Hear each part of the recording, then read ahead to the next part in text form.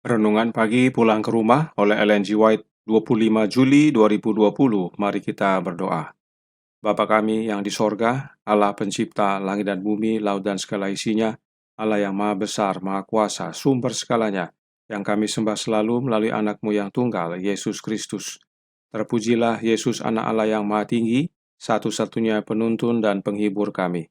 Pada pagi hari ini kami bersyukur boleh bangun dan berbakti dan sebagaimana mendengarkan serta membaca nasihat firman-Mu. Kiranya ini menjadi kekuatan dan perubahan bagi hidup kami. Kami serahkan perbaktian ini dari awal hingga akhirnya, kehendak-Mu yang jadi. Ampunkan kami akan dosa dan salah, karena kami berdoa hanya melalui anak-Mu yang tunggal, Yesus Kristus yang adalah Tuhan dan Juru Selamat kami. Amin. Renungan hari ini akan dibacakan oleh adik Reizal Sayo. Silahkan adik Reizal. Terima kasih renungan kita pada pagi ini yang berjudul menjadi konsisten. Ayat inti kita terdapat dalam 3 Yohanes 2. Saudaraku yang kekasih, aku berdoa, semoga engkau baik-baik dan sehat-sehat saja dalam segala sesuatu, sama seperti jiwamu baik-baik saja.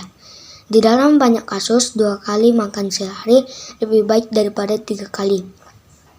Makan malam apabila dimakan terlalu dini akan menghalangi pencernaan makanan yang sebelumnya. Bila mana dimakan terlambat, maka pencernaan belum selesai sebelum waktu tidur. Dengan demikian perut tidak cukup beristirahat, tidur terganggu, otak dan saraf dilelahkan.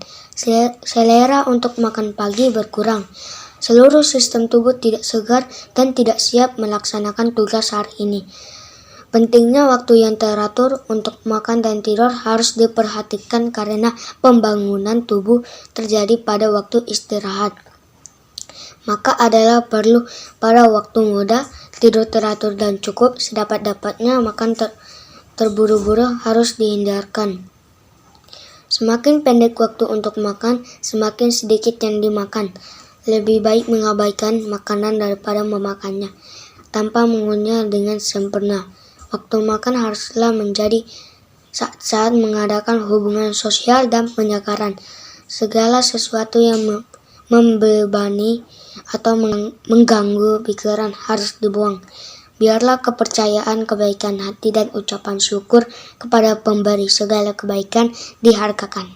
Dan pembicaraan hendaknya menggembirakan pikiran dan meninggikan jiwa tanpa melelahkan pemeliharaan sifat bertarak dan keteraturan dalam segala hal. Mempunyai kuasa yang ajaib, hal itu berbuat lebih banyak daripada keadaan atau sumbangan alamiah yang meningkatkan kemanisan dan ketenangan. Untuk memperlancar jalan hidup manusia, pada waktu yang sama kuasa pengendalian diri yang diperoleh itu akan terbukti menjadi satu alat yang paling berharga untuk menghadapi tugas berat dan kenyataan yang menunggu setiap orang yang bijaksana. Jalannya adalah jalan penuh bahagia, segala jalan sejahtera semata-mata. Amsal 3 ayat 17. Biarlah semua orang muda di negara kita yang segala kemungkinan ada di hadapan mereka, tujuannya lebih tinggi dari raja-raja yang bermahkota. Mempertimbangkan pelajaran yang terdapat di dalam kata orang bijaksana. Berbahagialah engkau tanah kalau pemimpinmu makan pada waktunya dalam keperkasaan dan bukan dalam kemabbukan. Pengkhotbah 10 ayat 17. Sering membina keluarga. Jilid 3 halaman 188 sampai 189. Terima kasih atas penata layanan adik Reizal. Tuhan Yesus memberkati. Saudaraku dalam Tuhan, mengapa Roh Nubuat memberikan nasihat untuk menjadi konsisten dalam hal bertarak? True Education halaman 122 paragraf 4 menyatakan, kebingungan mental dan kebodohan seringkali merupakan akibat dari kesalahan dalam makanan. Ada hubungan antara apa yang kita makan dengan pertumbuhan mental serta daya pikir kita. Renungan pagi sebelumnya menyatakan bahwa pencipta kita, Yesus Kristus, telah memilih makanan utama kita, yaitu biji-bijian, buah-buahan, kacang-kacangan, dan sayur-sayuran. Roh nubuat yang adalah kesaksian Yesus berkata dalam Education halaman 204 paragraf 3 yang berbunyi, biji-bijian, buah-buahan, kacang-kacangan, dan sayuran dalam kombinasi yang tepat mengandung semua elemen nutrisi. Ketika disiapkan dengan benar, mereka membentuk makanan yang paling baik, meningkatkan kekuatan fisik dan mental. Tidak heran, pencipta kita memberikan makanan ini, sebab makanan ini bila disiapkan dengan benar, paling baik untuk meningkatkan kekuatan fisik dan mental kita. Namun, meski baik, tidak untuk dimakan berlebihan. Sesuatu yang baik bila dikonsumsi berlebihan dapat menjadi tidak baik. Karenanya, renungan hari ini menasihatkan untuk makan 2 kali sehari, serta teratur dan konsisten. Jangan terlalu cepat dari waktunya dan jangan terlalu lambat. Jangan juga terburu-buru. Nah, penting kita pelajari roh nubuat sebagaimana yang Nyonya White nasihatkan bahwa tulisan roh nubuat itu menjelaskan dirinya sendiri. Sama seperti Alkitab menjelaskan dirinya sendiri. Ayat menjelaskan ayat. Nah, makan 2 kali sehari ini bukan hukum. Ini penting untuk dipahami, sebab sering umat menjadi ekstrim hanya oleh karena tulisan roh nubuat. Perhatikan Nyonya White menuliskan tentang makan 2 kali ini dalam Counsels for the Church halaman 224 paragraf 3 yang berkata, praktek makan 2 kali sehari umumnya didapati bermanfaat bagi kesehatan. Namun, dalam beberapa keadaan, orang mungkin membutuhkan makan ketiga. Ini harus bagaimanapun jika harus dilakukan, biarlah sangat ringan dan makanan yang paling mudah dicerna. Makan 2 kali sehari itu bukan hukum, makan 3 kali juga bisa, dan disarankan untuk makan makanan yang lebih ringan, yaitu yang mudah dicerna, karena biasanya makan yang ketiga adalah makan malam. Dalam buku yang lain, Nyonya White menyatakan tentang makan 2 kali sehari ini.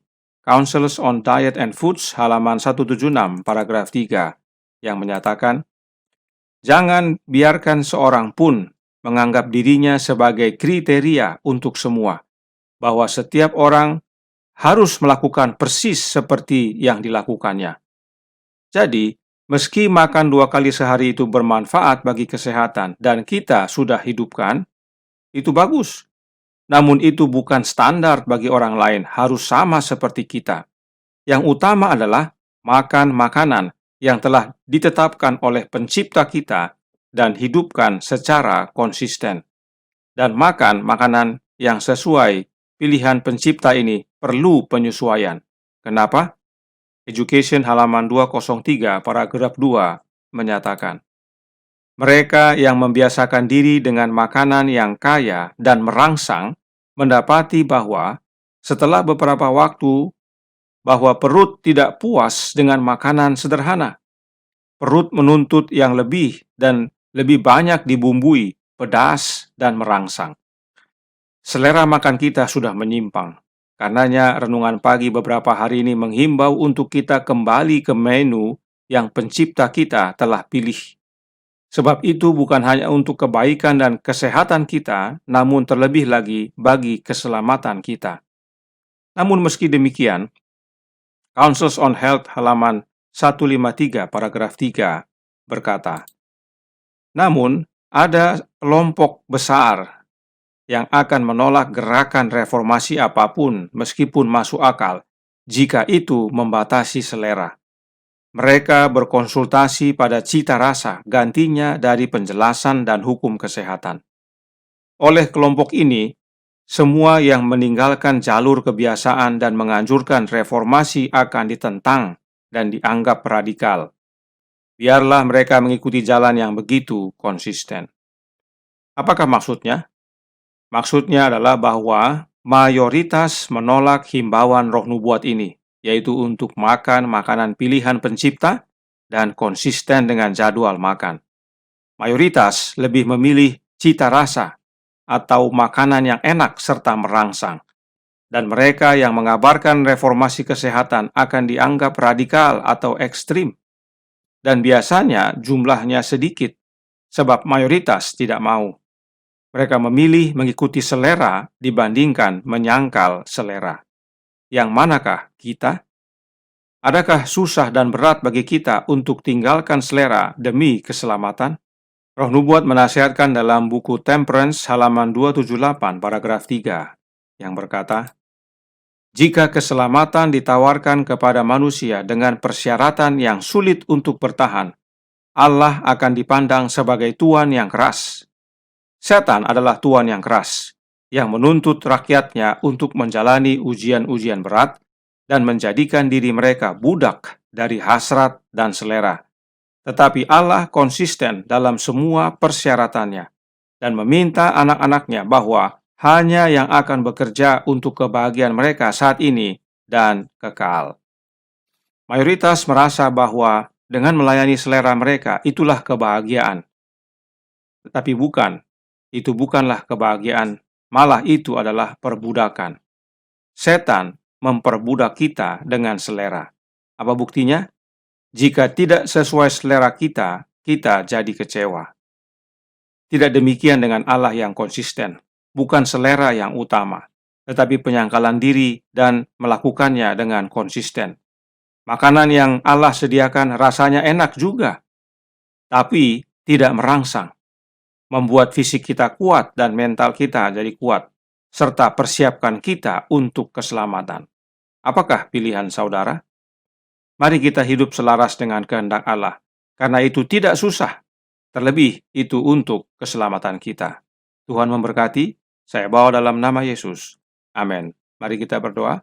Bapa kami yang di sorga, Allah pencipta langit dan bumi, laut dan segala isinya, Allah yang kami sembah selalu melalui anak-Mu yang tunggal, Yesus Kristus. Terima kasih atas nasihat yang baik ini, agar kami konsisten, tidak hanya akan apa yang kami makan, yang sesuai dengan kehendak-Mu, tetapi juga jadwal makan kami.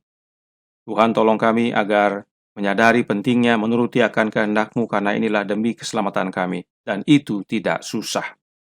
Tolong kami sepanjang hari ini kehendak-Mu yang jadi, ampunkan kami akan dosa dan salah, karena kami berdoa hanya melalui anak-Mu yang tunggal, Yesus Kristus, yang adalah Tuhan dan Juru Selamat kami. Amin.